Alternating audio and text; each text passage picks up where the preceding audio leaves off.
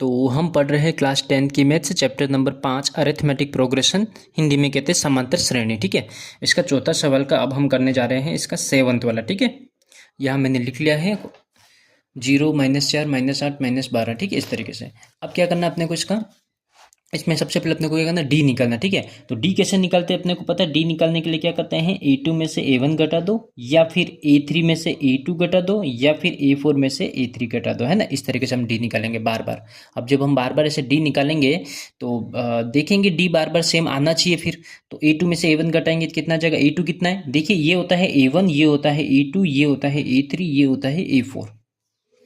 A2 में से A1 घटाएंगे तो A2 की वैल्यू लिख लो, कितना है -4। माइनस करना है इस वजह से माइनस। और A1 कितना है, A1 है 0, है ना। 0 का तो कोई मतलब घटाएंगे तो क्या रहेगा, उतना का उतना ही रहेगा आंसर, यानी कितना आने वाला, -4 ही आ जाएगा। एक बार डी निकल गया, कितना आया, -4। दूसरी बार देखते हैं, A3 में से A2, A3 कितना दे रहेगा, A3 दे रहेगा -8।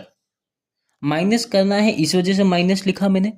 और कितना माइनस करना है, A2 की वैल्यू क्या है, -4 है ना। दो बार माइनस क्यों आ रही बात समझ में आ रही होगी ना।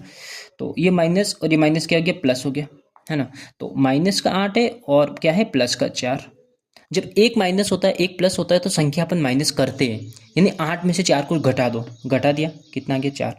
फिर साइन किसका आता है, जो बड़ी संख्या होती है। 8 बड़ी है तो 8 का साइन आ जाएगा, तो -4। दूसरी बार भी अपना आंसर कितना आ गया, -4। पहले माइनस, अभी भी माइनस।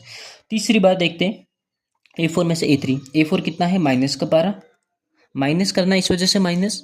और A3 की वैल्यू कितनी है, -8। ये -8, दो बार माइनस आ रहे हैं तो ये कितना हो जाएगा, प्लस हो जाएगा, मतलब -12 +8। अभी जस्ट मैंने कहा एक प्लस एक माइनस होता है तो कर देते माइनस। 12 में से 8 गया तो कितना गया, 4। और चिन्ह किसका जगह, जो बड़ी संख्या है, यानी माइनस का।